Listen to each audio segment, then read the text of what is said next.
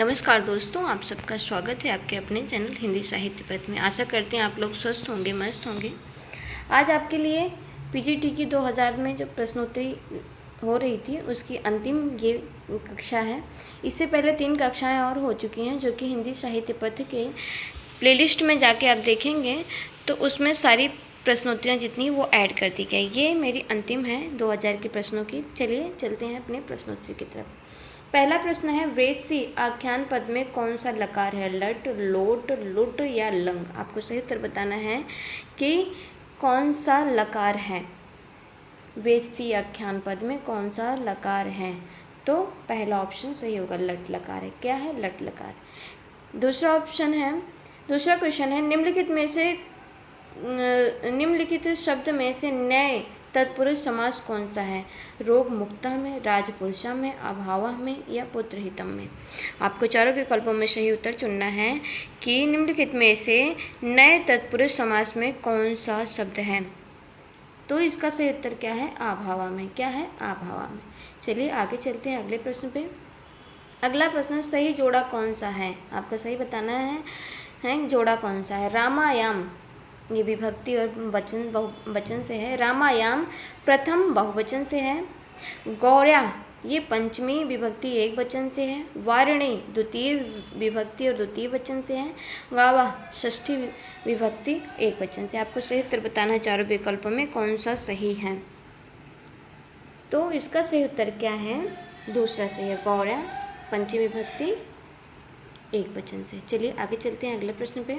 अगला है, दो धातु में लट लकार मध्यम पुरुष एक वचन का रूप क्या है? दोषी, दोही, दुग्धशी, दुहशी। 4 विकल्पों में सही उत्तर का चुनाव करना है कि दो धातु के लट लकार मध्यम पुरुष एक वचन का रूप क्या है। क्या है? पहला सही है। क्या है? दोषी। चलिए आगे चलते हैं अगले प्रश्न पे। अगला प्रश्न बताना है, निम्नलिखित में से वाक्यों में शुद्ध है। कौन सा वाक्य शुद्ध है संस्कृत व्याकरण की दृष्टि से? मातरम नीलेते कृष्णा, मातुरी नीलेते कृष्णा, मातुर नीलेते कृष्णा, मात्रा नीलेते कृष्णा। 4 विकल्पों में सही उत्तर बताएं कौन सा शुद्ध सब वाक्य है। तो कौन सा है? मातुर नीलेते कृष्णा। ठीक है, आगे चलते हैं अगले प्रश्न पे। अगला है, निम्नलिखित में से वाक्य में से कौन सा भाव वाक्य है? आपको बताना है। सः गृहं गतवान्, तेन गृहं गतवान्, सः गृहं गच्छत्, तेन गृहं गतानि। आपको सही उत्तर बताना है कि कौन सा भाव वाक्य है। तो इसका पहला उत्तर जो है वो सही है, सः गृहं गतवान्, ये भाव वाक्य है।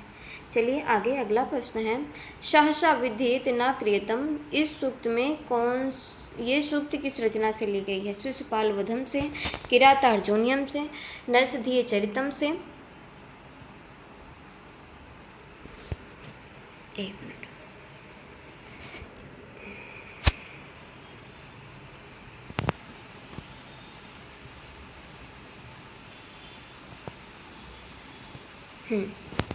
तो ये पंक्ति किस रचना से ली? सहसा विधीयति न क्रियताम, ये सूक्ति किस रचना से है? शिशुपाल वधम, किरातार्जुनीयम, नरसिंह चरितम, कुमार संभवम।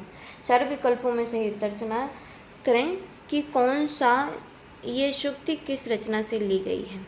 तो इसका सही उत्तर क्या है? किरातार्जुनीयम से। किससे है? किरातार्जुनीयम महत्वपूर्ण है, अब ध्यान से देखें। चलिए अगला प्रश्न है, हे प्रभु में प्रभु शब्द किस विधि का है? वृद्धि का है, दीर्घ का है, गुण है, संप्राषण का है? आपको सही उत्तर बताना है कि प्रभु शब्द किस विधि का है। तो इसका सही उत्तर क्या है? संप्राषण है। क्या है? संप्राषण है। अगले प्रश्न पे चलते हैं। अगला प्रश्न है, अनुच्छेदित ध्रुवलतापि सराह गयो भवति न्यूना दृष्टि, यह सूक्ति किस ग्रंथ से संबंध रखती है? नीति सप्तम से, उत्तरामचरितम से, कादम्बरी शुकनाशोपदेश से या स्वप्नवास वदत्तम से? आपको 4 विकल्पों में सही उत्तर बताना है, यह सूक्ति किस रचना से ली गई है।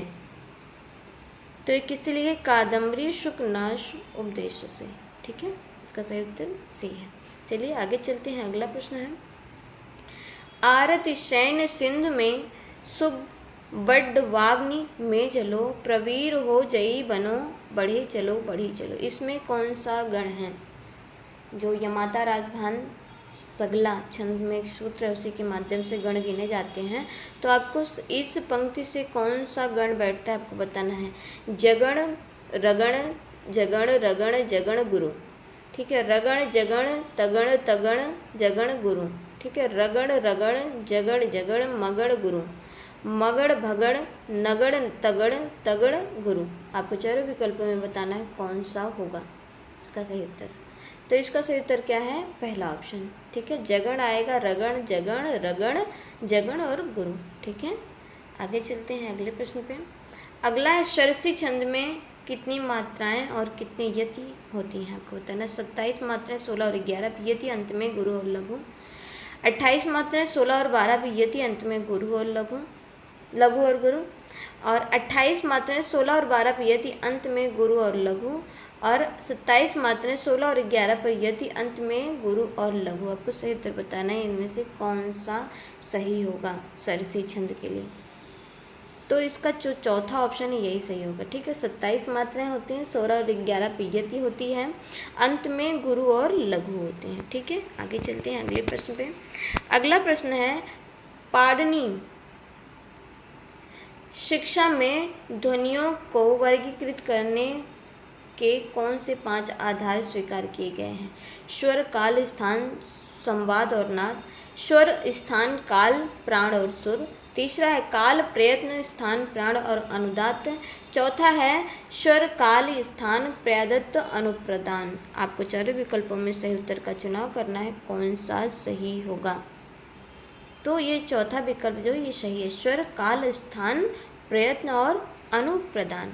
चलिए आगे चलते हैं अगले प्रश्न पे।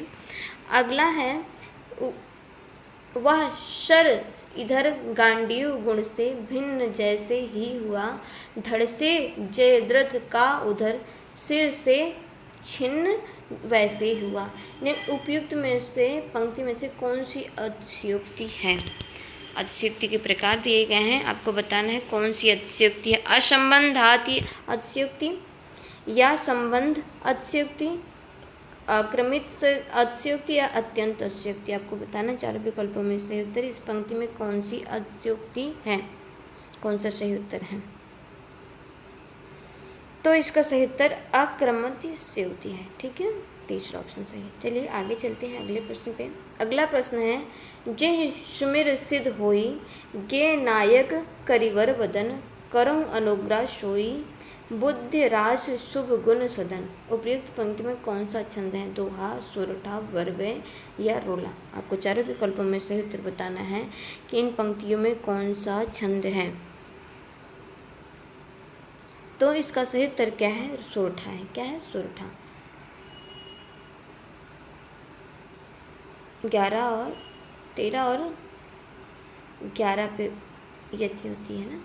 चलिए आगे चलते हैं अगले प्रश्न पे। अगला है तरन तनुजा तट तमाल तरुवर बहुछाए, झुके कोल सो जल पर मन हित मनो सुहाई। इस पंक्ति में कौन सा अलंकार? उत्प्रेक्षा, वृत्त्यानुपात, शब्दार्थ अलंकार, स्वभावोक्ति। आपको चारों विकल्पों में सही उत्तर बताना है कि तरन तनुजा तट तमाल तरुवर बहुछाए, झुके कोल सो जल पर मन हित मनो सुहाय में कौन सा अलंकार है? तो कौन सा अलंकार है? दूसरा, वृत्त्यानुपात। अनुपात का एक प्रकार है, वृत्त्यानुपात वो है। ठीक है, चलिए आगे चलते हैं। अगला प्रश्न है कामार्ता ही प्राकृत कृपण अश्चेतना चेतनेषु। इस पंक्ति में किस ग्रंथ से है ये? नीति सप्तम से, श्रृंगार सप्तम, मेघदूतम से, रघुवंशम से है। फिर से पंक्ति दोहरा देते हैं। कर्माता ही प्राकृत कृपाण वश्चेतना चेतनेषु। ये इस पंक्ति में ये पंक्ति किस ग्रंथ से ली गई है? तो इसका सही उत्तर क्या है? मेघदूत से है। ठीक है, मेघदूत से है। चलिए आगे चलते हैं अगले प्रश्न पे। अगला प्रश्न निम्नलिखित में से कौन सा व्याकरण रूप प्रतिष्ठित है? मतलब कौन सा ऐसा ग्रंथ जो व्याकरण के रूप में प्रतिष्ठित है? राहुल बेल, उक्ति व्यक्ति उपकरण, वड रत्नाकर, कुवलय माला। आपको सही उत्तर बताना चारों विकल्प में कौन सा व्याकरण के रूप में विख्यात रचना है? तो उक्ति व्यक्ति प्रकरण है। क्या है? उक्ति व्यक्ति प्रकरण है। चलिए आगे चलते हैं। अगला प्रश्न है आधुनिक काल की दृष्टि से बावर्ण का वैशिष्ट्य है। बावर्ण कहाँ से निकलता? ओष्ठ है, स्पर्श है, अल्पप्राण है, अघोष है, निरानुषिक है।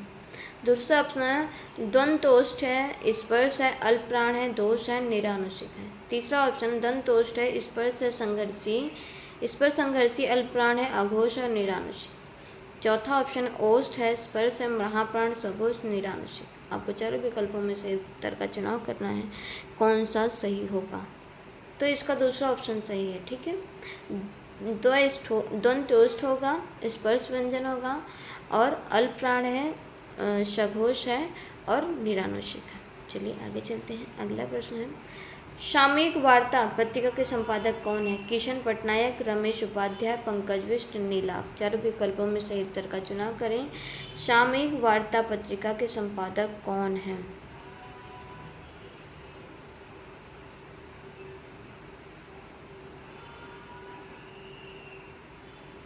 तो इसके सही उत्तर नीलाभ है। कौन है? नीलाभ। चलिए आगे चलते हैं अगले प्रश्न पे। अगला प्रश्न है जहाँ न पहुँचे रवि वहाँ पहुँचे कवि का अर्थ क्या है? कवि बहुत तर्कशील होते हैं, कवि बहुत भाव प्रवण होते हैं, कवि बहुत विचारशील होते हैं, कवि बहुत कल्पनाशील होते हैं। चारों विकल्पों में सही उत्तर का चुनाव करें। जहाँ पहुँचे रवि वहाँ पहुँचे कवि का अर्थ क्या है? तो इसका उत्तर क्या है? डी ऑप्शन है, कवि बहुत कल्पनाशील होते हैं। चलिए आगे चलते हैं अगले प्रश्न पे। अगला प्रश्न है पढ़े फारसी बेचे तेल, यह देखो कुदरत का खेल का अर्थ है। ये मुहावरा है, इसका अर्थ क्या है? शिक्षित होकर बेकार रहना। दूसरा ऑप्शन योग्यता होते हुए भी व्यवस्था के कारण निम्न स्तर पर का कार्य करना। तीसरा ऑप्शन है विद्या का अपमान करना। चौथा ऑप्शन है फारसी पढ़े लोगों को प्रायः तेल बेचना पड़ता है। चारों विकल्पों में सही उत्तर का चुनाव करें कि इसका सही उत्तर क्या होगा। तो इसका सही उत्तर बी होगा, ठीक है। योग्यता होते हुए भी व्यवस्था के कारण निम्न स्तर का कार्य करना, ठीक है। आगे चलते हैं अगले प्रश्न पे। अगला प्रश्न है बाण का पर्याय है अर्ची, उर्वी, अशुभ है। चारों विकल्पों में सही का उत्तर चुनाव करें। बाण पर्याय है किसका? तो किसका है ये? 24 था, ये 25वां है।